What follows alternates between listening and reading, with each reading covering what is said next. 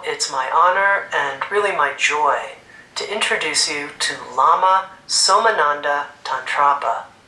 Lama Tantrapa is the lineage holder of Chi Dao that has been fostered in his clan for 27 generations. He has 40 years of experience in Tibetan shamanic Qigong and internal martial arts. He was primarily trained by his grandfather, who was the last Grand Master of this style of Tibetan shamanic Qigong. After pioneering Chi Dao coaching in 2000, he has provided wellness, peak performance, and life coaching to hundreds of clients of all ages from all walks of life.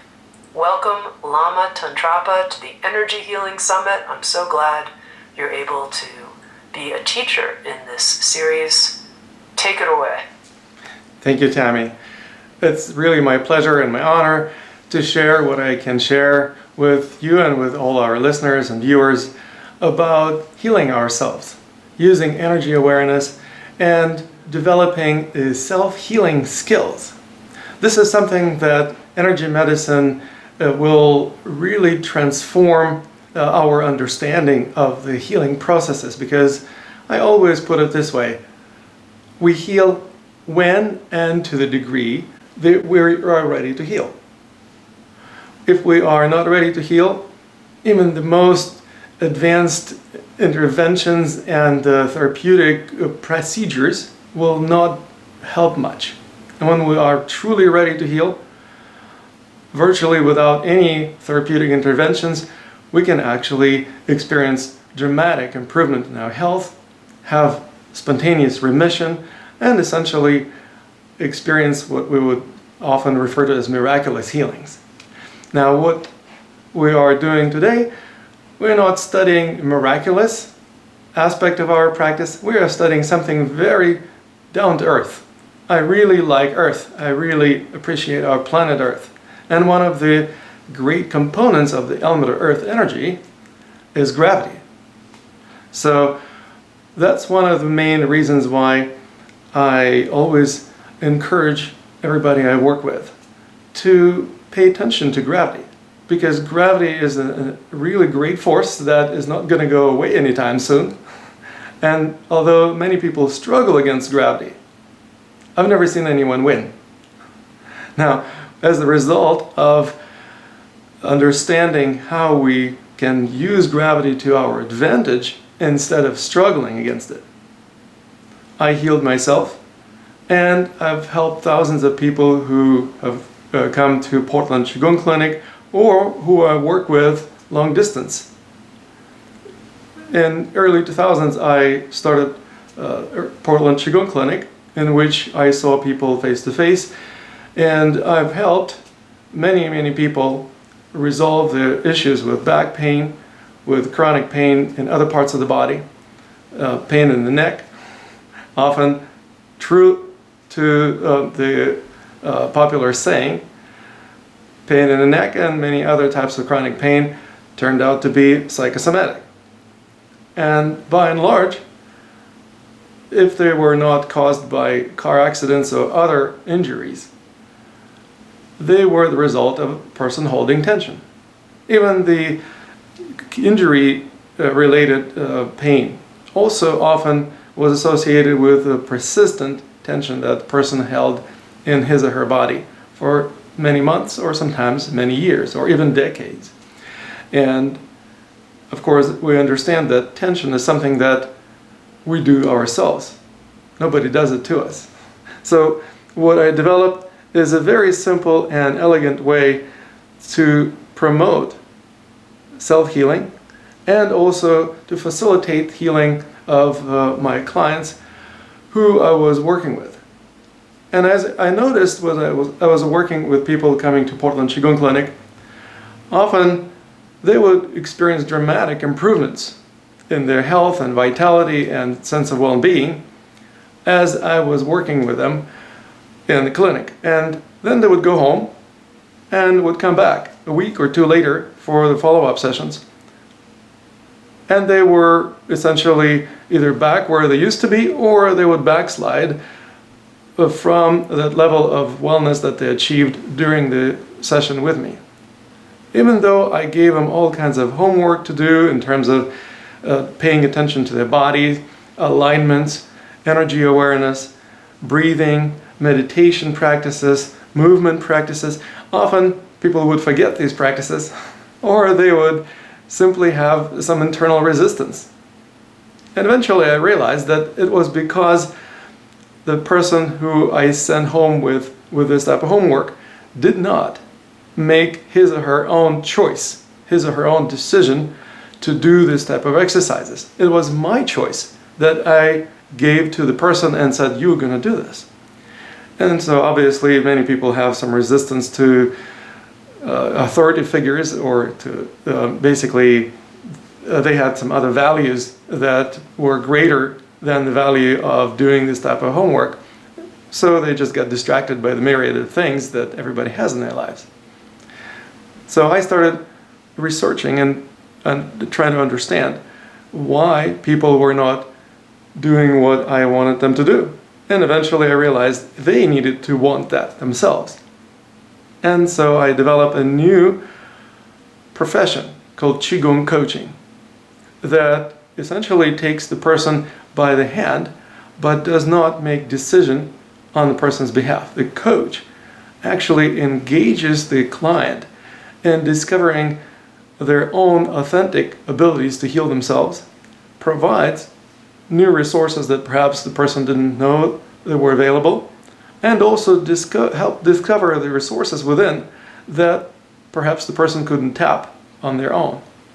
And so what I developed is the profession that essentially takes the ancient energy art of Qigong, in particular Tibetan shamanic Qigong that I've studied since I was a child, and combine it with a modern methodology of coaching, especially life coaching, because this is an all-encompassing system that allows you to improve not only health and well-being in terms of your physical health, but also mental health, improve relationships, improve communications, whether it's interpersonal communications, business communications, and so on, develop greater sense of vitality and ability to perform at peak, so that it can be applied to sports or martial arts or any other endeavors. It can be applied to arts of any type, whether it's music or painting, where you can have greater creativity because you tap into the creative energy resources within yourself that perhaps you didn't even know you had, or didn't know how to tap into them on a consistent basis. And the overall principle of this approach of Qigong coaching is what I call the art of being in the flow. Learning how to be in the flow of life.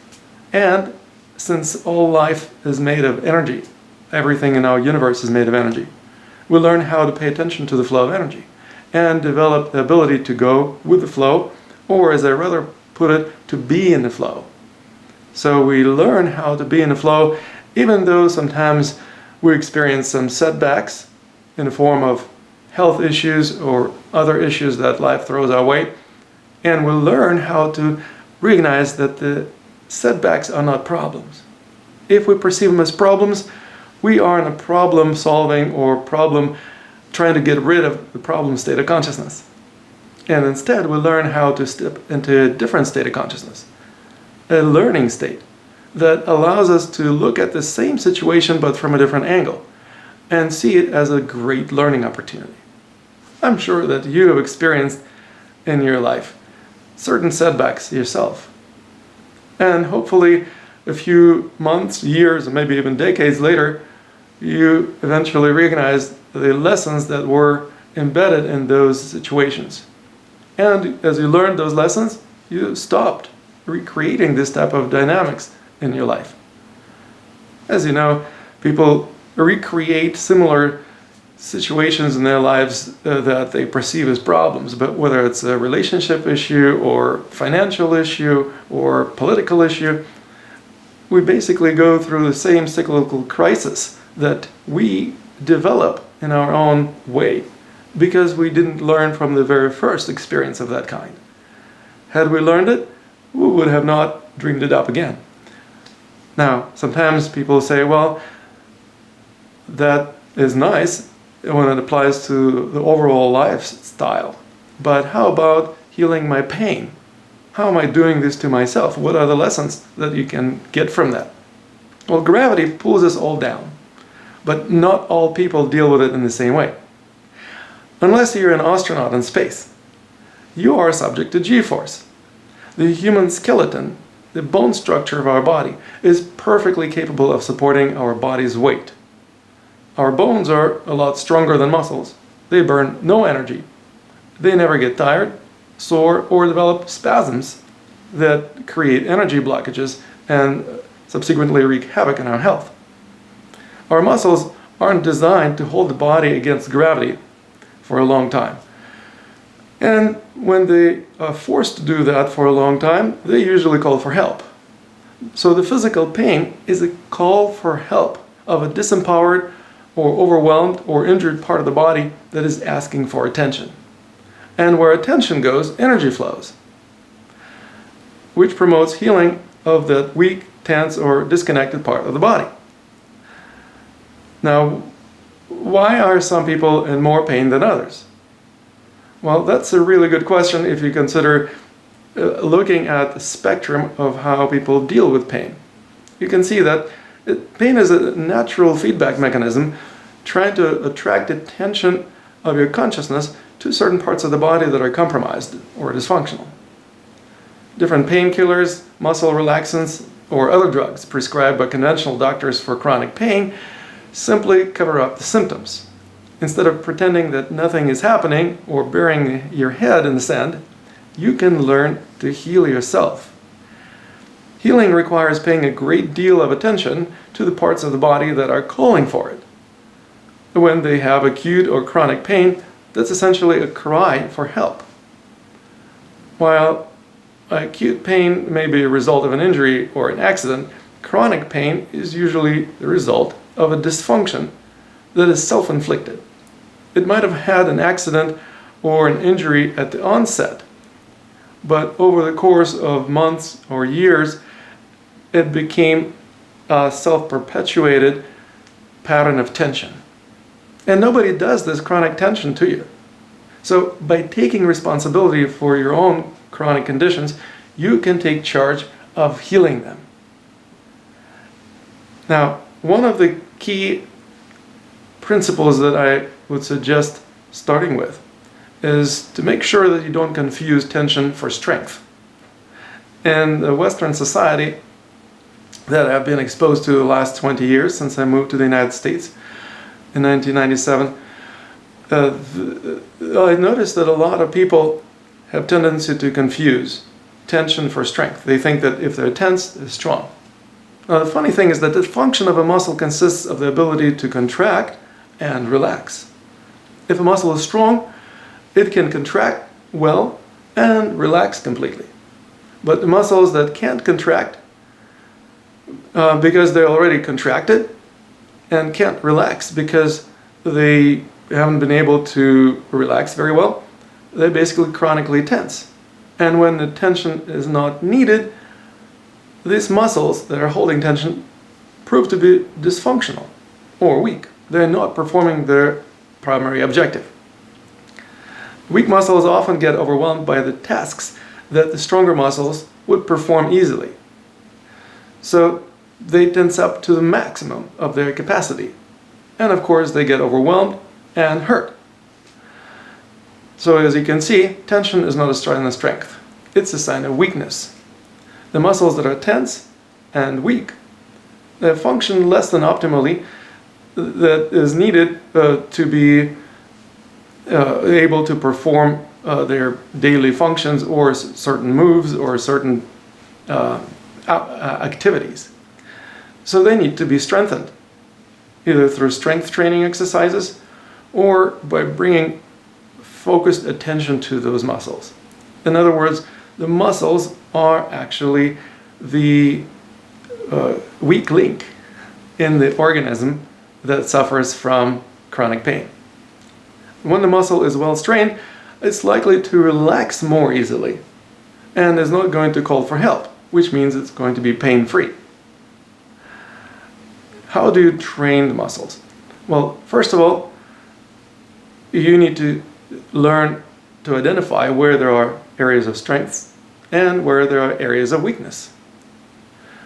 So you can train your areas of strength, make them stronger, and capitalize on your existing strengths so that they don't get taken for granted. How do you do that? Well, you can simply scan your body to identify the muscles that are tense and recognize them as weak. Notice that the weak muscles are often doing most of the work, while the strong muscles are just hanging out. For example, if my neck is crooked like this, you might think that the tense muscles are on the side of the neck that pulled the head over. In other words, there was some competition between the muscles of the left and the right side of my neck. But if you look at what's going on with the muscles on the shorter side of the neck, they actually relaxed. Why? Because the weight of the head is not resting on the bone structure of the cervical spine, the vertebrae that support the head. It's actually using the tension of the muscles on the opposite side, the one that is stretched. So the weight of the head is actually being supported not just by the bones of the skeleton, but also by the tension of the neck muscles on the stretched side. So these muscles lost in the competition, and now they have to work harder. And the ones that won, they can relax. What does it mean? It means the ones that won were the stronger ones. The ones that lost in the competition proved to be the weaker ones, that's why they lost, and they're holding tension. So again, it's just one of many examples of how the stronger the muscle, the less tension it has. And the weaker muscle, the more likely it has chronic tension and sends signals to the central nervous system. Alarm, I am overworked and underpaid. I need some help. And that's exactly what we call pain. When the muscles are held tense unconsciously, they're not contracting and relaxing, by the way. They're just holding tension. And muscles often don't want to work like that. They would much rather contract and relax. But holding a particular level of tension for a long time is very taxing for our muscle tissues. As you know, you perform the way you train. So in order to train the muscles to be functional, being able to contract and relax, you actually need to engage them in contracting and relaxing. That's why we engage those muscles that are weak and tense in movement, either in passive movement or in active movement. I'll look into that in just a minute, but what I want to make sure of is that we understand that chronic tension is always or almost always unconscious, which is why you can't release it at will. When you consciously tense up your muscles, you can exercise the freedom of choice, whether or not to keep them contracted and tense or to let go of tension. If you understand how your body works, you can work with it rather than working against it. When you try to stretch muscles, you often actually work against your body. In other words, the muscle that is short and tense isn't tense because it's stupid and it's trying to hurt you.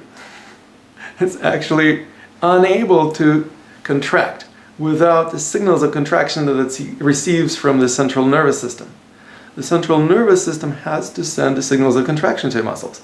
And if you pay attention to the areas of tension in your body, instead of disavowing them or trying to relax them, you realize that you can't really send signal to relax to the muscle because central nervous system doesn't have signals of relaxation. It only sends signals to contract more or sends fewer signals of contraction.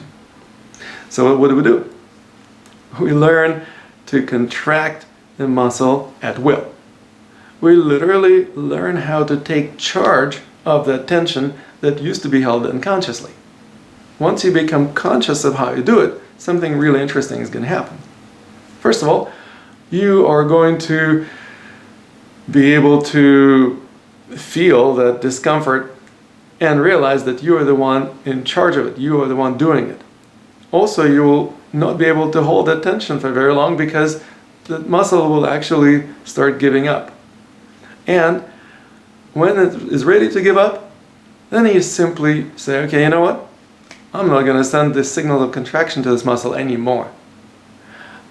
When you stop doing that, in other words, you can stop something that you decided to do consciously, but you cannot stop something you do unconsciously because you don't even know that you're doing it.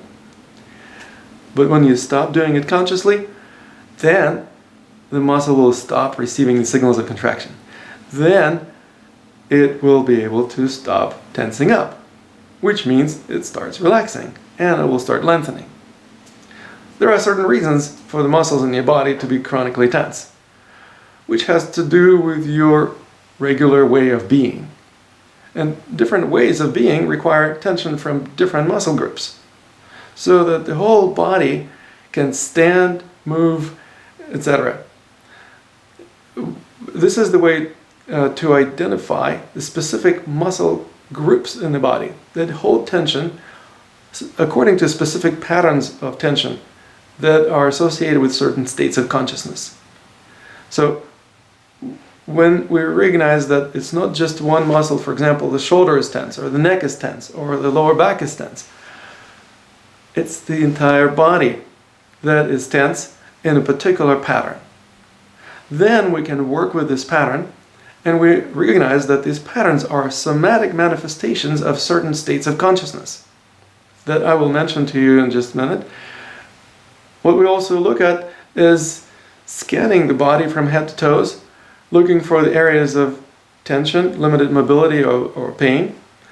Find out which muscles are involved in this holding pattern that we discover we have, which movement they're responsible for, and also where they are located in the body, where they originate and where they insert. So in other words, each muscle has one end and the other end.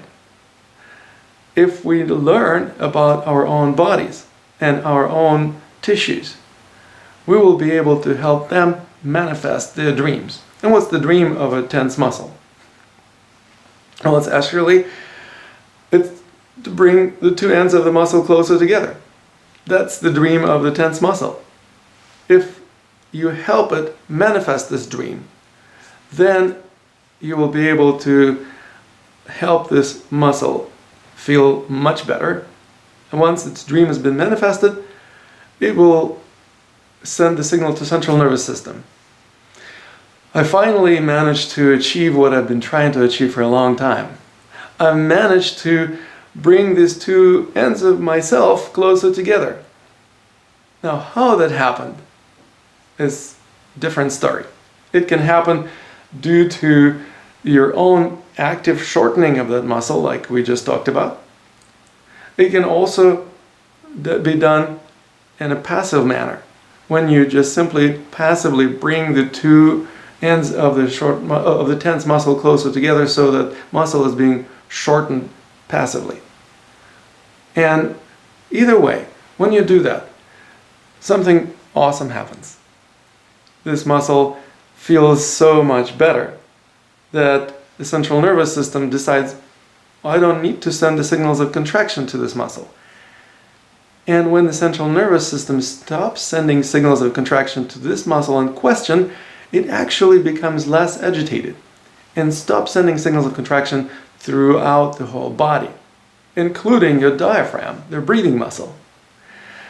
And that's why your breathing pattern will change. That's why you often will experience the sigh of relief after shortening this muscle, either actively or passively.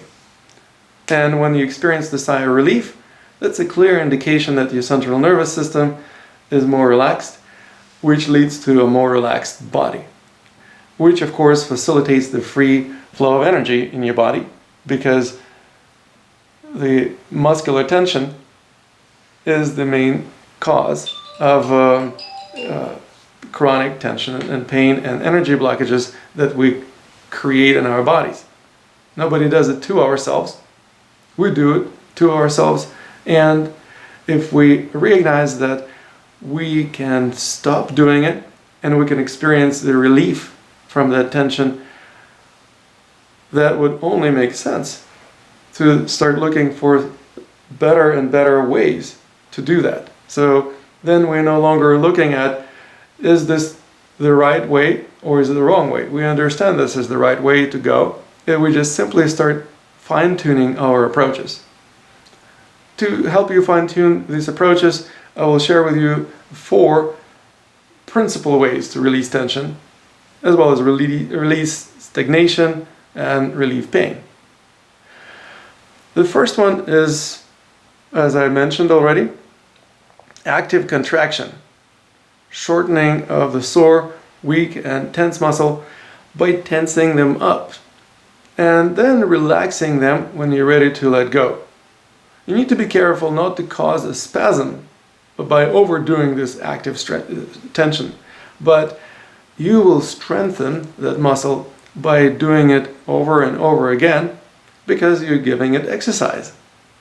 How do you strengthen any part of your body? You basically exercise it. If you contract and relax the weak muscle that is the one that's causing you pain, this will actually make it stronger. So it will not cause you as much pain anymore. And eventually it will be strong enough so that it will not cause you any grief at all. The second one is passive exaggeration of the holding pattern without tensing up the muscles involved in it, and just simply allowing them to experience what it's like to become shorter. And then, of course, as they stop receiving signals of contraction from central nervous system, they will start lengthening naturally. And you simply allow that natural lengthening process to unfold more fully. How do you facilitate that full unfoldment of lengthening? You just simply allow the body to move around a little bit. Tension is frozen movement. When you freeze your movement by tensing up, obviously your movements become stifled. But when you start releasing this tension, using our methodologies that I just mentioned to you, your natural movement will begin to erupt spontaneously. And that is exactly what will facilitate the natural lengthening of those muscles that now become longer. The third method of releasing tension and pain is manually shortening the overstretched muscles. It specifically works well for muscles that have been overstretched, just like I mentioned in the neck, or for example in the back. If you have a hunched over posture, you essentially are constantly using the muscles of your back to support the weight of your torso, because your torso is no longer resting on the bone structure of your skeleton. And so you're using the muscles of the back that are stretched, but they're not strong. They're actually weak. They lost the competition against the muscles of the front of the body. Why do people experience that? Often it's, again, self-inflicted injury. It's something that has to do with one of two things. Either working out too much, developing the six-pack abs. Often people train those muscles that they see in the mirror. So you can see your abs, you can see your pecs, you can see your biceps, you can see your quads, but you can't see most of the muscles of the back. And so often people don't really give the muscles of the back much exercise. So if the muscles of the back are weaker than the muscles of the front of the body, the stronger frontal muscles will pull the body over, which means you're going to be slouched or stooped over. And when that happens, now the weaker muscles of the back, especially the longest muscles of the body, called the rectus spinae, it goes all the way from the occipital ridge of the skull all the way back down to your sacrum. that muscle will be constantly holding you up, because if it releases tension, you will fall over. So that muscle can be manually shortened. You can do it yourself, or you can ask another person to help you with it. But when that is done, it naturally leads to quieting down the signals of contraction from the central nervous system that were responsible for this tension. And that will also lead to muscular relaxation and lengthening. And when the muscle is relaxed and lengthened, it actually can perform better, even against the stronger muscles. So the functional muscle is the relaxed muscle that can contract and it can let go. It can contract and let go. If it's constantly tense, it's not functional. If the muscles of the hand, for example, clench my fist all the time, well, I can punch something, but this is a form of dysfunction. So, and if my extensor muscles were keeping my fingers extended all the time, that would be another form of dysfunction and disability. So what we do is we learn how to contract and relax muscles much more effectively, much more naturally, because we don't struggle against the chronic tension that already is inhibiting our ability to contract and relax. Now, some areas of the body are not easy to get to. For example, upper back, between shoulder blades, you can't really actively apply pressure to manually shorten the muscles there. So you can imagine doing something remarkable. You can imagine being like a dolphin or a whale. You know how the dolphins have a blowhole in their back. Imagine you can breathe through that afflicted area as though you have a blowhole in that part of your body. This will naturally bring massive amount of attention and therefore energy to that area in order to promote its healing. And what's going to happen as a result? You will feel how those muscles that were causing tension and pain will let go, and we will again experience the sigh of relief. So as you're paying attention to how you're breathing, you will probably notice that your breathing pattern will change, will become much deeper and smoother and more relaxed. One particularly obvious type of relaxation breath that I would like to bring to your attention today, that is kind of like an exaggerated sigh of relief, is a yawn. I know that in Western cultures it's often considered rude to yawn in public, so people cover their mouths or they pretend they don't need to yawn, they clench their jaws, develop TMJ syndrome, or apologize for yawning when it's actually a very natural and essential breathing technique. And you can learn how to yawn at will so that you will be able to facilitate contraction and relaxation of the muscles. As you know, that probably when you yawn, there is a moment when you're inhaling and there is tension that happens throughout your body. Your breathing muscles, your muscles of the shoulders, neck, back, even muscles of your limbs tend to contract when you inhale, when you start yawning. And then when you release tension and exhale, you become much more relaxed than you were before you yawned. Some people think yawning is the sign that you're tired. It's probably because people don't really know what to do with a relaxed body. So they think that if body releases tension, it's time to snooze, because they're used to going to bed, and that's the only time when they would actually allow themselves to relax. When in fact, you can function brilliantly if you just simply allow your body to yawn once or twice, release tension, and you will notice how much more energy is flowing through your system. My approach to energy is that I don't manipulate it, I don't direct it where I think it should go, because how much do we really know where energy should go? Energy flows where the laws of nature allow it to. And we may know some of these laws, but there are plenty of laws that we have yet to discover and understand. However, the energy will still follow those laws whether or not we know them. So we learn to understand that energy flows where it's supposed to flow, and instead of manipulating it, we learn how to get out of its way and how to go with the flow so that we can be in the flow. If you are in the flow, you experience the most profound sense of wellness and well-being. And it's like surfing the waves. You catch the wave if you pay attention to where the waves are going. If you don't pay attention to the flow of the waves, there is no chance to catch them. But once you catch the wave and you start falling down, you literally are falling down the slope of this wave, but the water keeps coming up and lifting you up.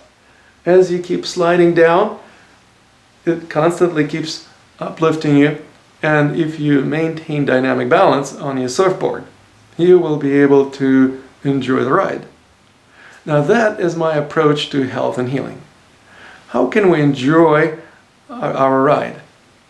Well, first of all, we need to recognize that we all experience some tensions.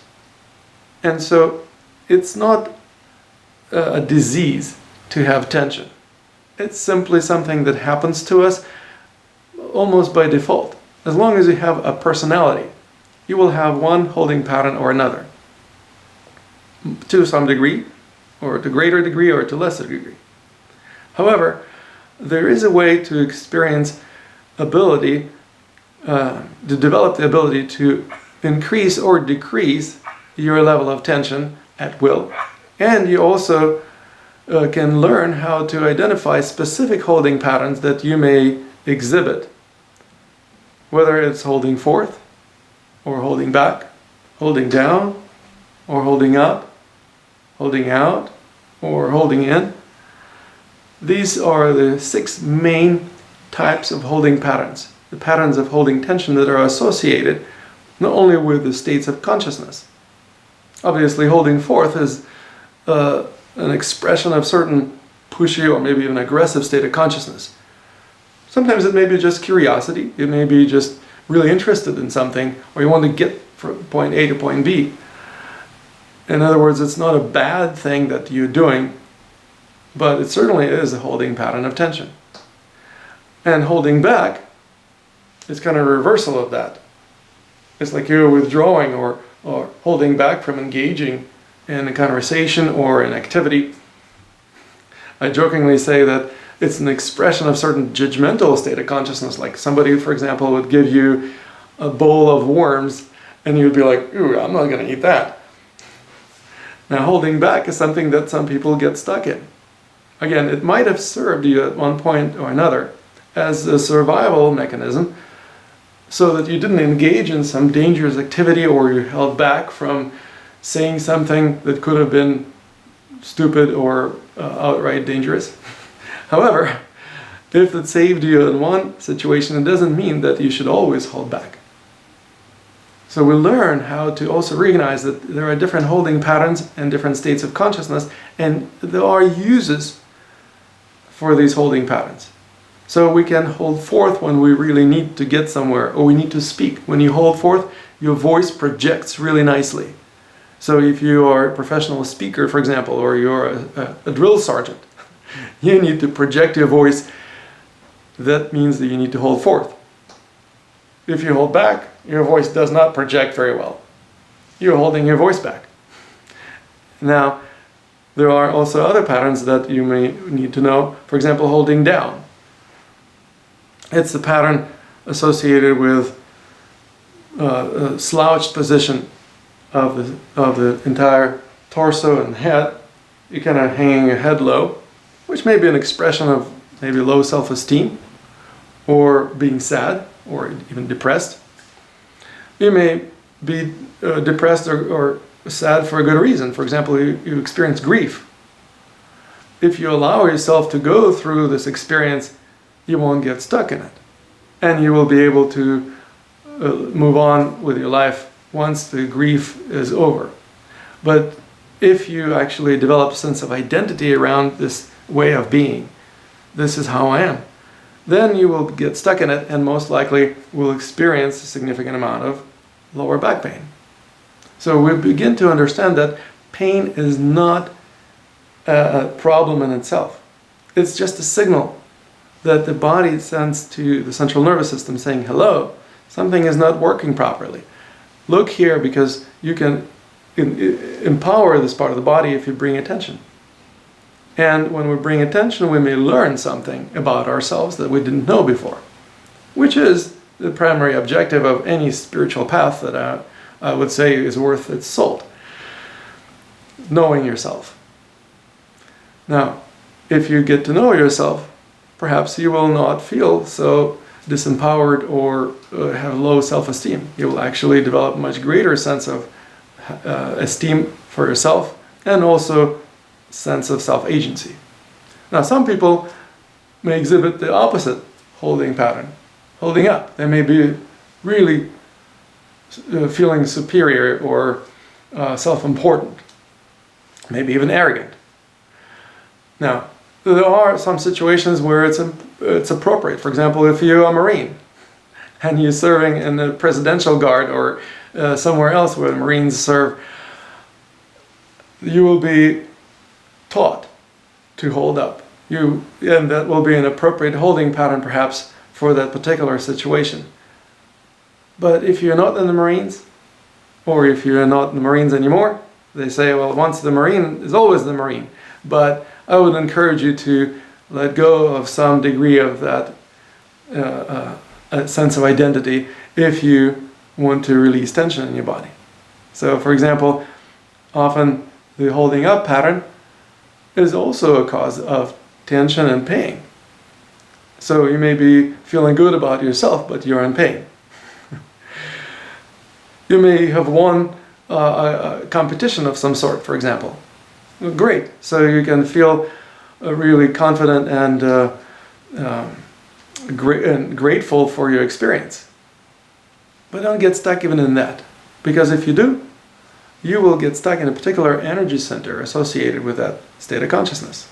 That's right. Each and every of these holding pattern, in addition to the state of consciousness, is also associated with an energy center in the body. We often refer to them as chakras.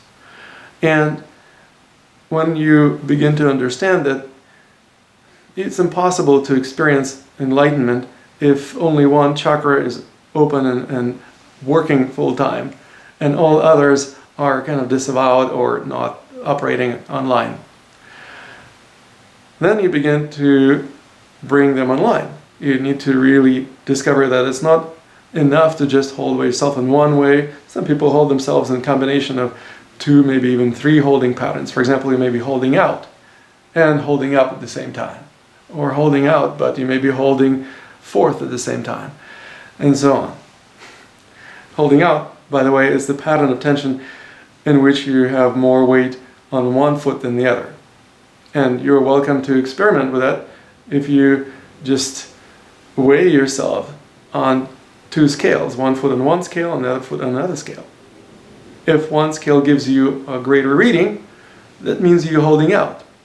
Or you can just look in the mirror. If your head is cocked sideways, or one shoulder is higher than the other, that's a pretty clear indication that you're holding out. And by the way, in English, to hold out also has a lot to do with your perception of time. You are actually holding out for something better. That's the state of consciousness you may be in. You may be holding out for something better than what is available at the present time. You may also look kind of cute or cool, approachable. You know, many teenagers, for example, tend to hold out because they want to be cool, but at the same time, somewhat aloof. They don't want to buy into all this stuff that is being fed to them, and so they hold out for something better. Now, it's a certain developmental stage. If we get stuck in that developmental stage, we basically miss out on opportunities to develop further. And the last but not the least is the holding in pattern, where you basically shrink your body from all sides, trying to become a smaller person or smaller target. That has actually a lot to do with being afraid or trying to become a smaller target. If you've ever been exposed to any type of bullying or aggression, you often will try to be a smaller target so that bully wouldn't be able to see you or wouldn't pay attention to you. And so that actually sucks your energy in. The way that I look at it is that we always are surrounded with a field of energy around our bodies. And if this field is kind of shrinking, that's the example of energetic dynamics of the holding in pattern. And of course, it also leads to a variety of health issues, for example, high blood pressure, also known as hypertension. Hypertension means you have too much tension. If you have too much tension, it means your muscles are too tense. And nobody is doing it to you. You are the one doing it yourself. So what do? We learn how to understand our holding patterns, and then we learn how to face them. That's right. We face our holding patterns by facing our states of consciousness and discovering which energy centers in our bodies that they're associated with. So for example, if we hold forth, we actually don't try to pretend that we're not doing it. We exaggerate it just a little bit more. Just like we were talking about exaggerating a muscular tension in a particular muscle. Now we're talking about pattern of tension throughout the body, which includes often quite a number of muscles. For example, a holding forth pattern, which engages the head in kind of jutting forward, looking straight, creates tension in the back of the neck. With the shoulders pulled back, there must be a tension between the shoulder blades and rhomboids and trapezius muscles, mid-traps. Slightly excessive lumbar curve until the forward torso means that there is tension in the middle and lower back, as well as the backs of the thighs and your calves. If you didn't have tension in the calves, you would fall over forward, because when you hold forth, your weight is more towards the toes rather than heels. And that means that you basically have a significant amount of tension everywhere in your body, in specific areas. If you just exaggerate this holding pattern a little bit, you will notice how you are doing this tension yourself. And then you will have freedom to choose whether to keep doing that or to stop doing it.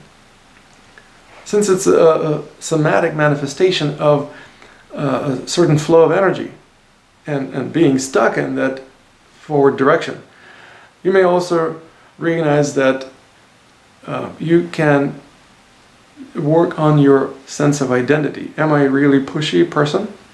Do I feel assertive, but sometimes a little aggressive? Well, if that's the case, you may know that it's okay to be assertive under many circumstances, and there are plenty of circumstances when it's not necessary or even counterproductive.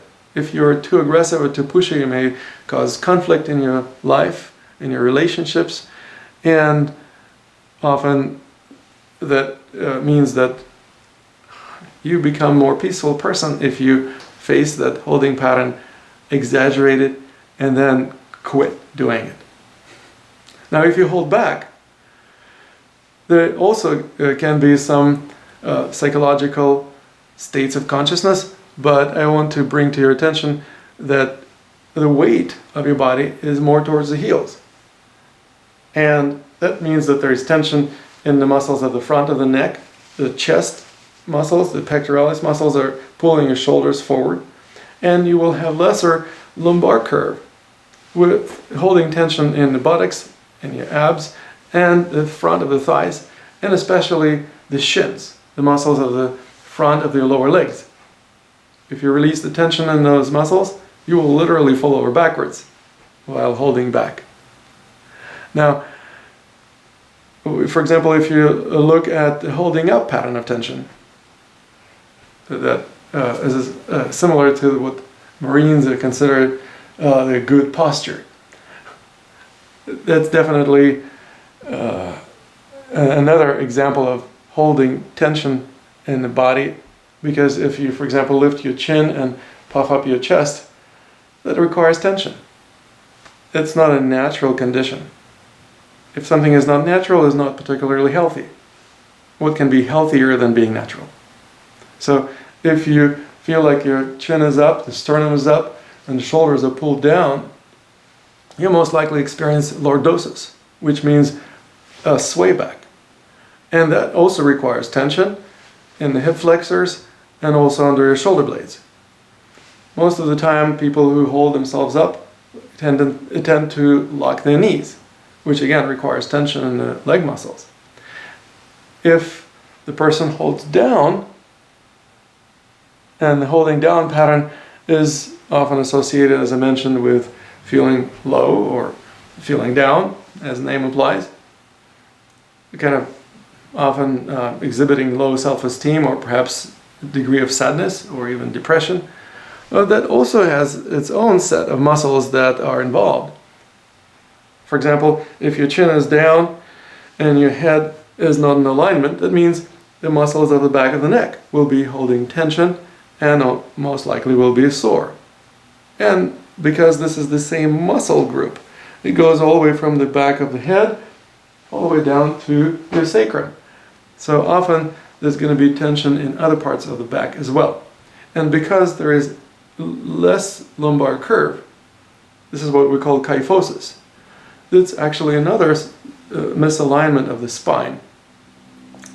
In some cases, it may be due to tension in the front of the body, but it's often also tension in other parts of the body. For example, with the knees bent, you may be feeling grounded, but it also means that you most likely have tension in your hamstrings.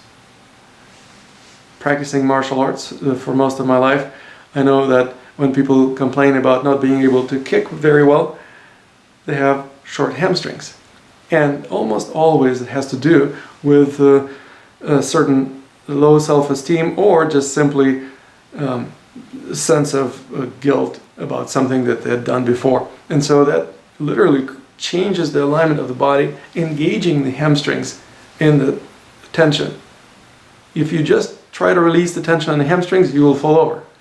So you have to actually work with the whole system.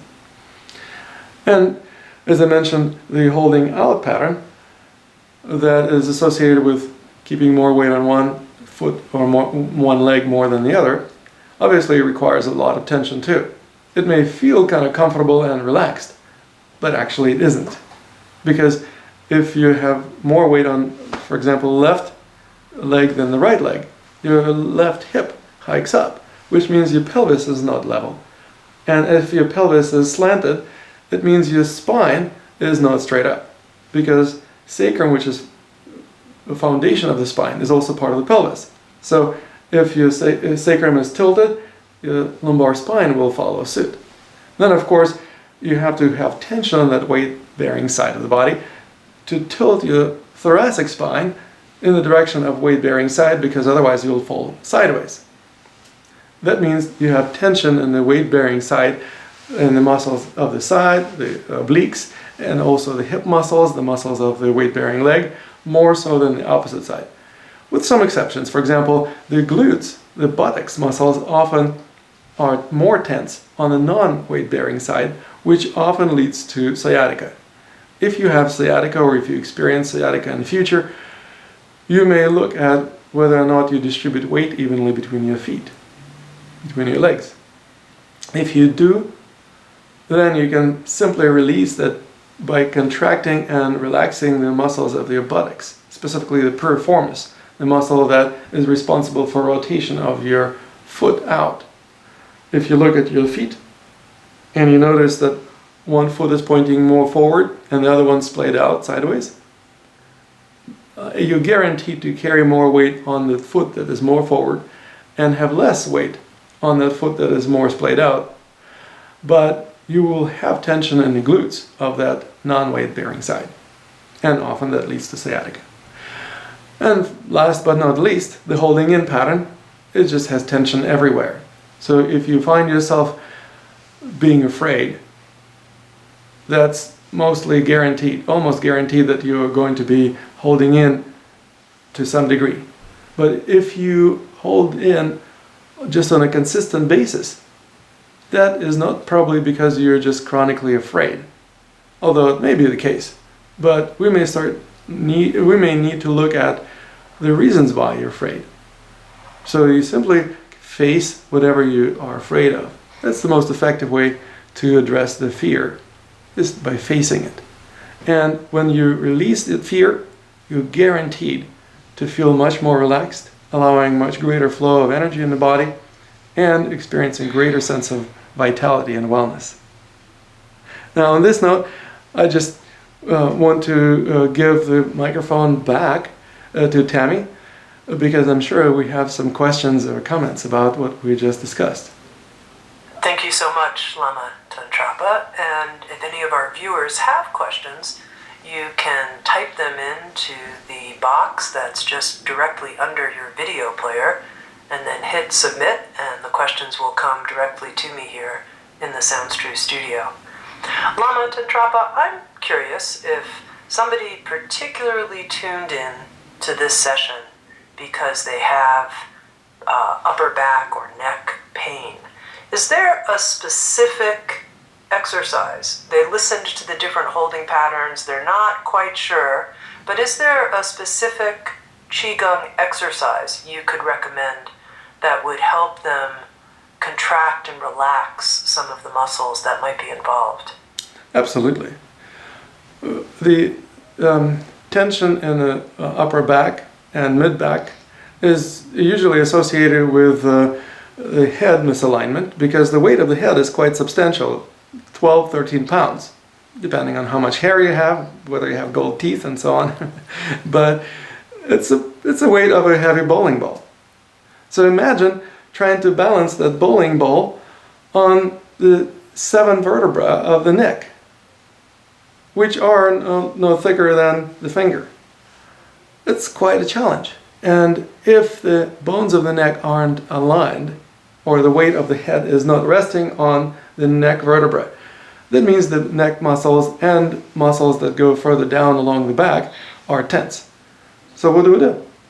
One of the easy ways to address it is by bringing the hands to the back of the head, the area called jade pillow, or in Western medical terminology, it's just the occiput of the skull. And apply pressure with the back of the head against the hands that provide resistance, trying to look up.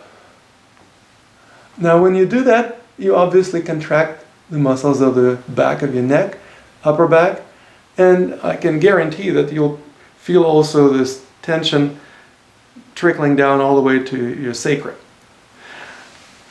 And this, by the way, can help with the lumbar area pain as well. And when you contract, make sure that you inhale, which is easier, by the way, to do if your head is looking upwards. And then when you're ready to exhale, slowly let it go of tension. Release the air out of your lungs and allow the muscles of the back of the neck to lengthen and not stretch. If you stretch, you will most likely cause a stretch reflex, will only lead to worst condition. So we don't want to create a spasm, we don't want to overstretch the muscles, we want to operate within certain limits of what I call comfort zone. If we are mindful of the edges of our comfort zone, we won't push ourselves over the edge. So it's a big buzzword nowadays, mindfulness. Now, I would like to invite you to not just talk about mindfulness, but actually embody, walk the talk. So once again, you inhale as you contract the muscles of the back of the head and neck and upper back and most likely the lower back as well.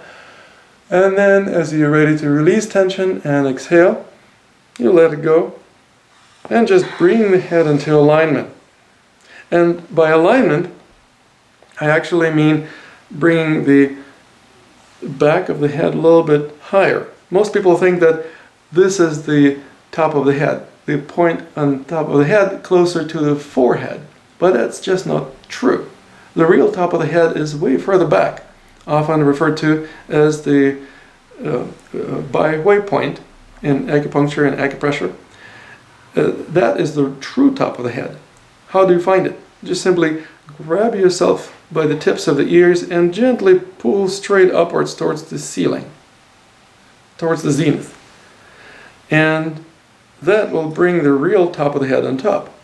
Because of the structure of the skull, at least in most people's cases, by pulling by the tips of the ears straight up, they actually bring the real top of the head on top.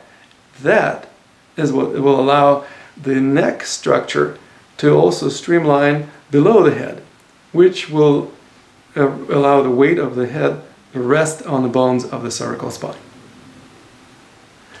Did I answer your question, Tami? You did, thank you, very helpful. We also have Fantastic. a question here from Carol, who writes in order to shorten a muscle that is chronically tense, do you figure out what the muscle looks like and visualize it shortening?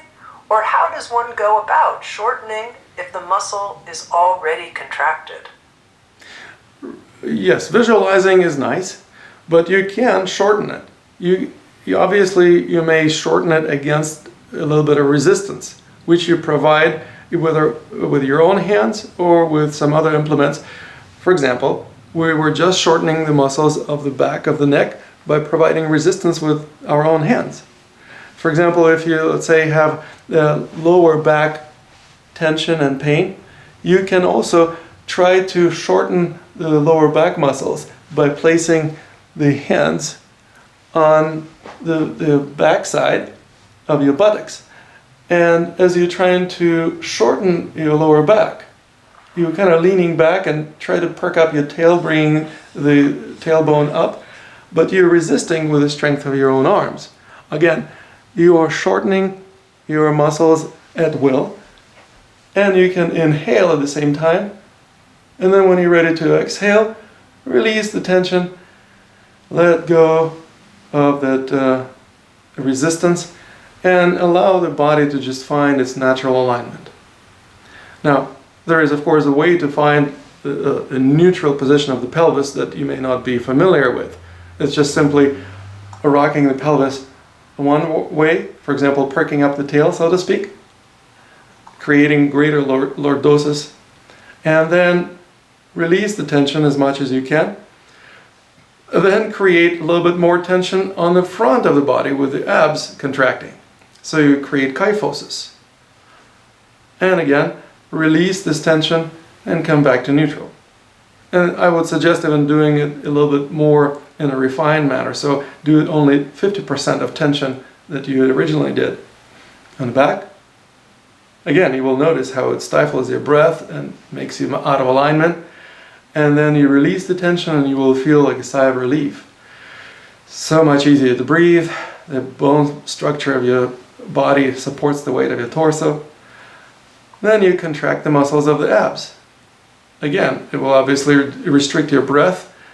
Your pelvis tucks in like you're tucking the tailbone down. And when you're ready to release the tension, let it go. And again, come back to neutral.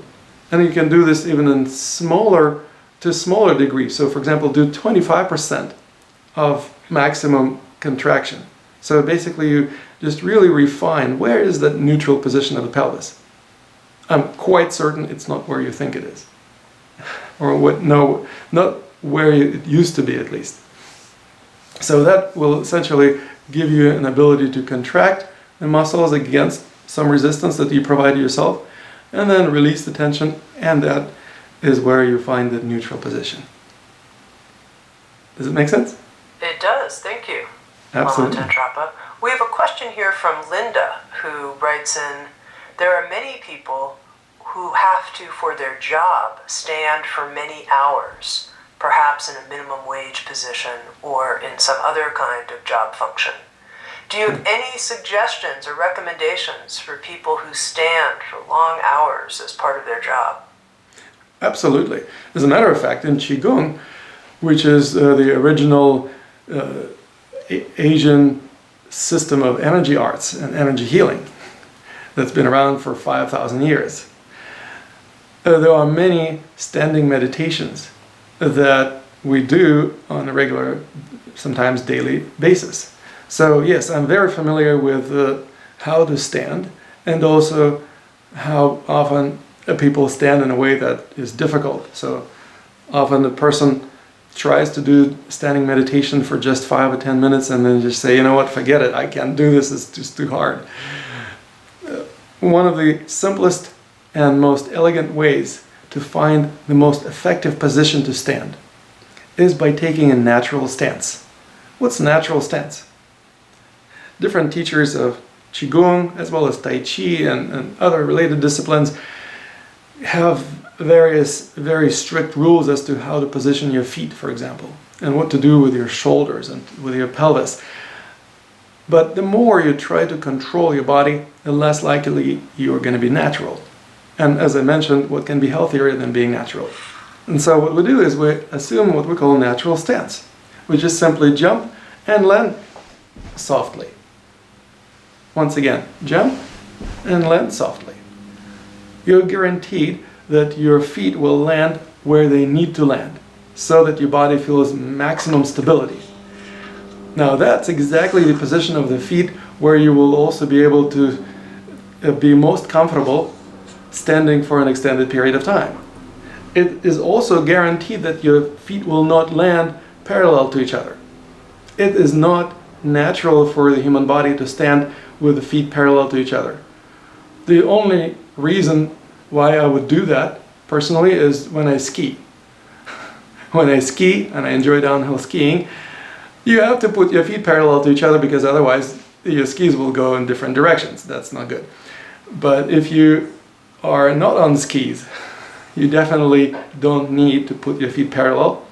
What is the right angle? What's the appropriate angle between the feet? What's the correct distance between the feet? It is going to be revealed to you by your own body. Depending on how you jump and land a few times, you may discover that there is a very particular way to land that feels just right. So that's what we would call the most natural stance for you.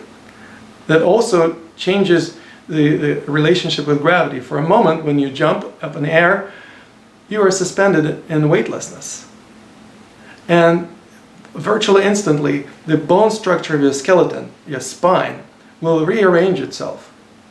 So when you land a second later, or just a split second later, your spinal alignment will be much more aligned. Now that is the most natural way to be. Why? Because your body knows that if it doesn't align itself, it will fall over. So it does absolutely spontaneously. Something that brings the different parts of the body in the most aligned position. If you just simply remind yourself of that position by simply jumping and landing softly from time to time, if you need to spend several hours standing, you are guaranteed to give yourself much easier time. If you experience any tension or discomfort standing for an extended period of time, you will have much less of that if you spend that time standing in a natural stance.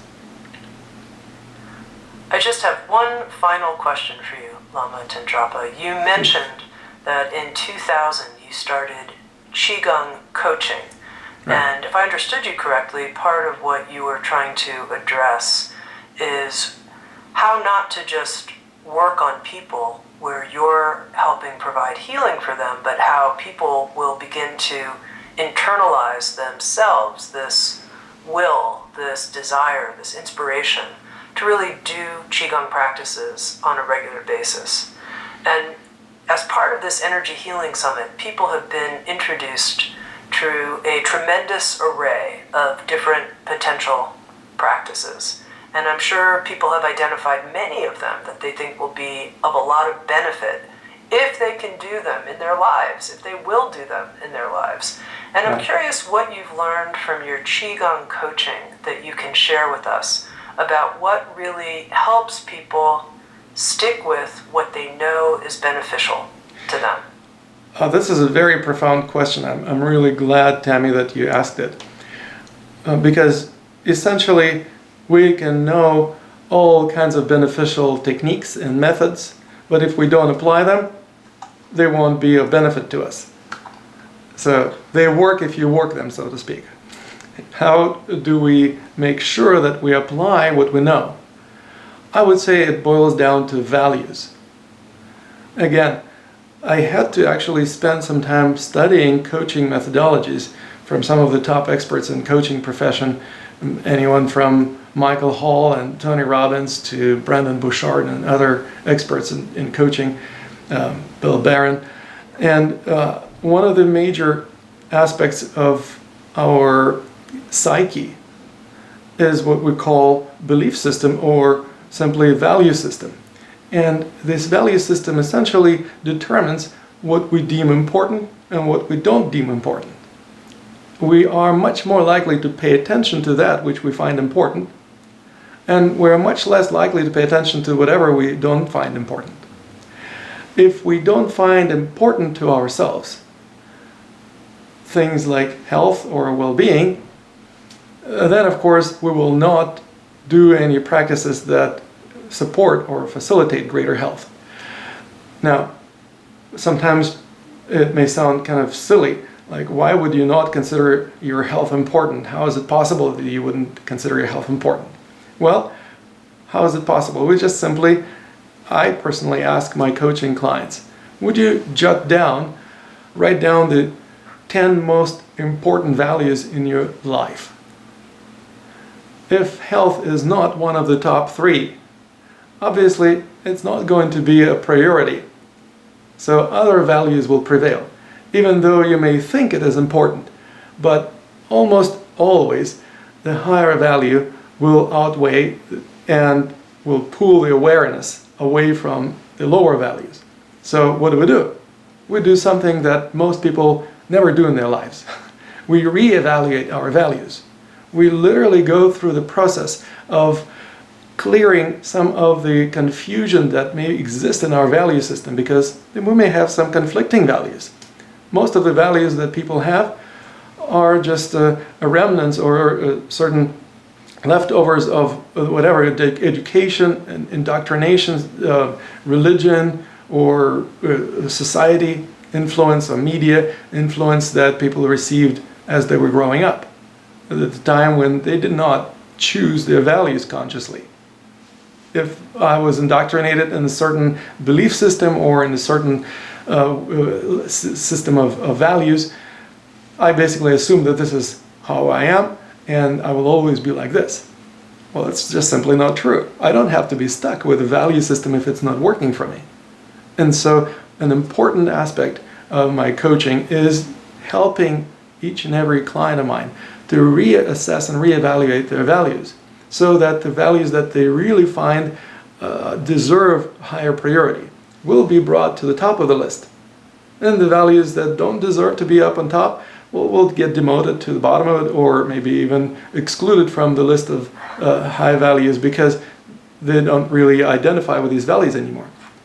And so that essentially will determine whether or not any one of us will be able to really follow through on our promise of healing ourselves.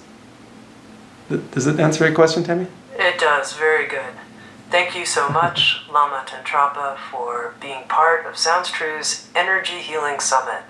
And these are teachings to be studied and reviewed so we can really learn both the principles and practices of energy healing, and in the process, embody these principles and practices and become a light in the world. For Sounds True, again, my name's Tami Simon. Thanks for being with us. SoundsTrue.com. Many voices, one journey.